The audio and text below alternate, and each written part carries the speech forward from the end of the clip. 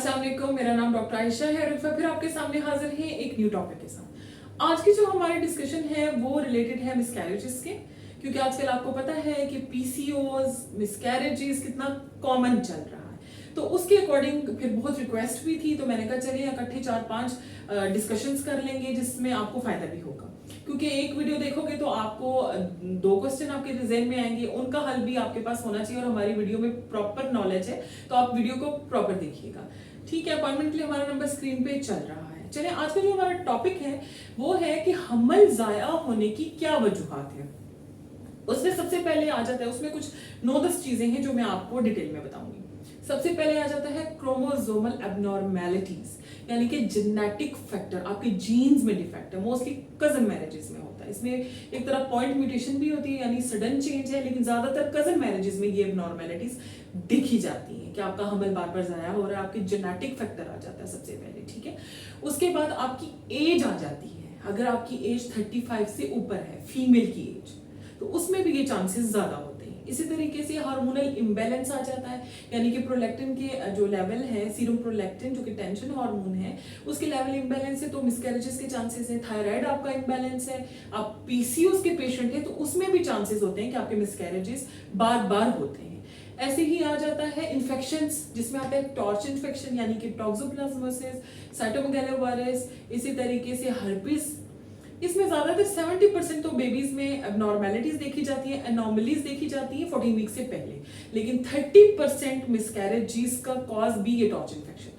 इसी तरह आ जाता है यूटीआई, बार बार होना, रिकरेंट यूटीआई भी बहुत बड़ी रीजन है मिसकैरेजेस के। PID, pelvic inflammatory disease, vaginal discharge, leucorrhoea होना, और वो भी मैंने आपको बहुत डिटेल में बताया हुआ है। पैथोलॉजिकल कौन सा होता है, फिजियोलॉजिकल कौन सा होता है, कौन सा जो डिस्चार्ज है वो डेंजरस हो सकता है, किस डिस्चार्ज की वजह से प्रीटर्म डिलीवरी हो सकती है, जिसमें बैक्टीरियोवेजिनोसिस आ जाता है, जो फंगल इन्फेक्शन कैंडिडा आ जाता है उसकी वजह से भी होता है। प्रीटर्म डिलीवरी के साथ मिसकैरेजेस के भी चांसेस बहुत हाई होते हैं। इसी तरीके से यूट्राइन एबनॉर्मेलिटीज आ जाती है, कंजेनिटली, यानी अल्लाह की तरफ से आपके यूट्रस की शेप साइज में डिफेक्ट है, जिसकी वजह से वो साइज इंक्रीज नहीं होता है, एक जगह पे जाके ग्रोथ रुक जाती है, मिसकैरेज हो जाता है, या बेबी को अबॉर्ट कर दिया जाता है क्योंकि उसकी ग्रोथ रिस्ट्रिक्शन हो चुकी है, हार्ट बीट खत्म हो चुकी है। इसी तरीके से माँ में मसला आ सकता है, जैसे कि उसको शुगर है, डायबिटीज है, लिवर डिफेक्ट्स हैं, किडनी प्रॉब्लम्स हैं, तो उस वजह से भी मिसकैरेजेस, क्योंकि वो उसके लिए मेडिकेशंस ले रही होती हैं और वो कुछ मेडिकेशन सेफ भी नहीं होती हैं, इतनी हैवी डोज में वो उनके ब्लड में समा जाती हैं, तो कि वो मिसकैरेजेस के चांसेस या इंट्रायूट्राइन ग्रोथ रिस्ट्रिक्शन हो सकती है।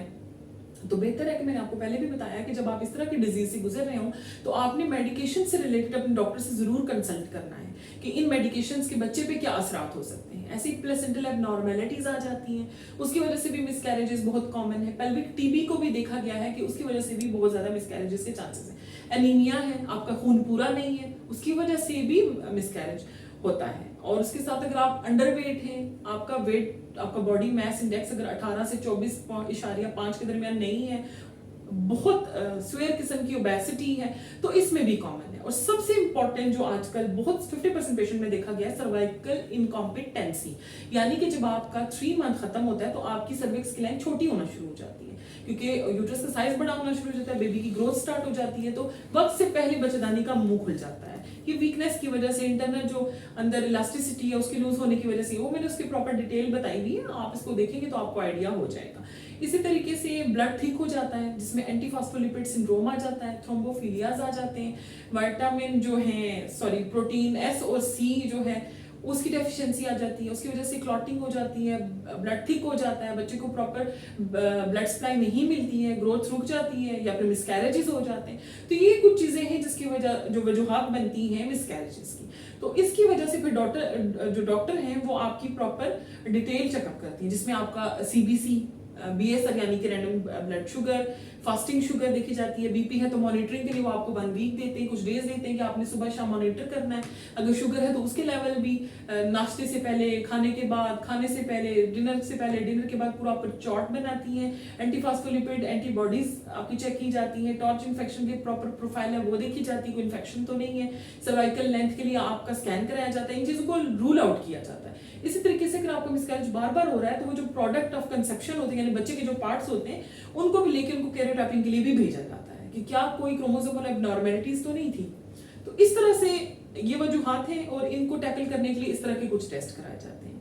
होप सो आपको इससे कुछ नॉलेज हुआ होगा, फायदा हुआ होगा। इसी के साथ इजाजत दें, फिर आपके सामने हाजिर होंगे एक न्यू डिस्कशन के साथ। अल्लाह हाफिज।